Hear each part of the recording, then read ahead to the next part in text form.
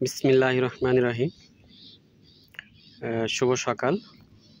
Sahal agro ফার্মে যে dragon বাগান, সেই ড্রাগন বাগানে সাথী ফসল হিসেবে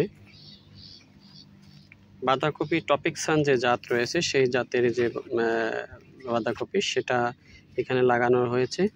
মূলত এই চারাটা সংগ্রহ করা হয়েছে যশোর ম্যাক্সিম এগ্রো থেকে। সেখান থেকে চারাগুলো সংগ্রহ করা হয়েছিল, সেখান থেকে চারাগুলো নিয়ে লাগানো হয়েছে এবং এই চারার বয়স এখন 1 মাস 10 দিন হয়েছে। মাশাআল্লাহ অনেক সুন্দর হয়েছে সাথী ফসল হিসেবে। আসলে আস্তে আস্তে রৌদ্রের প্রভাব একটু বেশি হওয়ার কারণে গাছগুলো নেতিয়ে পড়েছে, তবে আবারও এগুলো স্বাভাবিক পর্যায়ে চলে আসবে। যে ড্রাগনে যে সাথের লাইনের যে সাথের যে ফাঁকা জায়গাগুলো রয়েছে, সেই ফাঁকা জায়গাগুলোকে ব্যবহার করা হয়েছে। সেই ফাঁকা জায়গায় এই টপিকসান যে বাঁধাকপির জাত রয়েছে সেগুলো লাগানো রয়েছে। তা আসলে আমরা ড্রাগনের যে পাশের জায়গাগুলো রয়েছে এগুলো আমরা ফেলে রাখি, ব্যবহার করতে চাই না খুব বেশি। কিন্তু আসলে সাথী ফসল হিসেবে যদি করা হয়, এখানে কিছু বাড়তি সবজি ইনকাম করা সম্ভব এবং বাড়তি টাকা ইনকাম করা সম্ভব। আসলে এটাও আমি পরীক্ষামূলক করেছি যে আসলে এটা হবে কিনা বা হয় কিনা। তা আসলে দেখেন, এখন কিন্তু বাঁধাকপির কিন্তু মাথা গুলো মোড়ানো শুরু হয়েছে, পাতাগুলো মাশাআল্লাহ অনেক সুন্দর হয়েছে।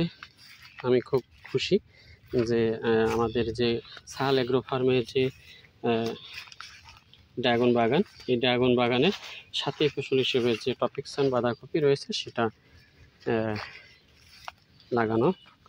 আসলে যশোর যে ম্যাক্সিম এগ্রো যে রয়েছে, এখান থেকে আপনার এই চারাগুলো মূলত কোকোফিটের চারা, যার ফলে চারাগুলো খুবই সুন্দর হয়েছে। লাগানোর পরপরই হলো যে চারাগুলো লেগে গিয়েছিল এবং বর্তমানে চারাগুলো পাতা মোড়ানো বাঁধা শুরু হয়ে গেছে অলরেডি। দেখেন, আমরা যে দেখি খুবই সুন্দর, খুবই সুন্দর আলহামদুলিল্লাহ। দেখেন, আমরা দেখানোর চেষ্টা করি। এরকম মোটামুটি লাগানো হয়েছে, পরীক্ষামূলক লাগানো হয়েছে। তো সব জমিতে লাগানো হয়নি, কিছু জমিতে লাগানো হয়েছিল। 1 মাস 10 দিন বয়স। তা আমরা ড্রাগনের যে জায়গাগুলো রয়েছে আমরা সাথী ফসল হিসেবে এভাবে ব্যবহার করতে পারি। যাই হোক, আমরা পরবর্তীতে এই বাঁধাকপি এবং সাহাল এগ্রো ফার্মের আরও অনেক সুন্দর সুন্দর চিত্র আমরা আপনাদের দেখানোর চেষ্টা করব। ততক্ষণ পর্যন্ত আমাদের সঙ্গে থাকবেন। ধন্যবাদ সবাইকে। আল্লাহ হাফেজ।